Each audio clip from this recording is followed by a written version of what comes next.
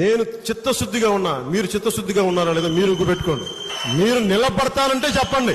Vizag steel plant private పరం కాకుండా కాపాడే బాధ్యత మేము తీసుకుంటాం. విశాఖ ఉక్కు ఆంధ్రుల హక్కు.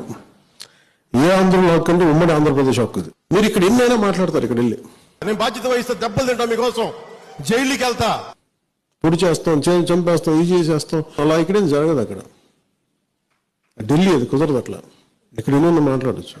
మీరు కథలు అక్కడ చెప్తారు. ఇట్లా మీకు ఈ దేశంలో ఎవరన్నా సరే అమిత్ షా గారితో గొడవ పెట్టుకుంటారండి. ఆయన అడిగే ప్రశ్న వాళ్ళ దగ్గర సమాధానం ఉండదు. వాళ్ళు అడిగే లాజికల్ క్వశ్చన్స్ కి మన దగ్గర సమాధానం లేకపోతే సమాధానం వీగిపోయి వదిలేస్తాం. నష్టం వస్తుంటే దాన్ని ఎంతకాలం భరిస్తాం? బ్లీడ్ అవుతా ఉంది. గనులు లేవు. మీరేం బీగుతున్నారా? మీరందరూ 25 మంది, మీరంతా 30 మంది ఎంపీలు అందరూ కలిపి ఎందుకు మీరు ప్రైవేట్ గనులు మీరు తీసుకురావట్లా? క్యాప్టివ్ మైన్స్ కనుక మీరు ఇవ్వగలిగితే ఇలా ఉంటుంది చెప్పి మొత్తం ప్రెజెంట్ చేసి పట్టుకోవచ్చు. ఆయన విన్నారు, చాలా కీన్ విన్నారు. ఆయన చెప్పింది ఏంటంటే we look into it. అంతే. ఆ స్థాయి వ్యక్తులు కూర్చోబెట్టి గంటలు మాట్లాడరు, పేజీలు ఏమన్నదు. We look into it అంటే చాలా భావగర్భితమైన వాక్యం అది.